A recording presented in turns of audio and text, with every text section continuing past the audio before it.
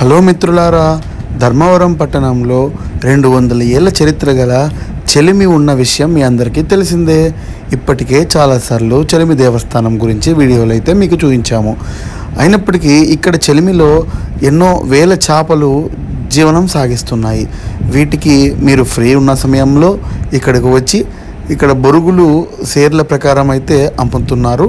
So వాటిని మీరు కొని మూగజీవులైనటువంటి చేపలకు మీరు ఆహారం అందించి ఈ మంచి కార్యక్రమంలో పాల్గొనాలని కోరుతున్నాము. ప్రతి ఒక్కరూ ధర్మవరం పట్టణంలో చెలిమికి విచ్చేసి స్వామివారి ఆశీర్వాదం తీసుకోవాలని కోరుకుంటున్నాము. జై శ్రీరామ్.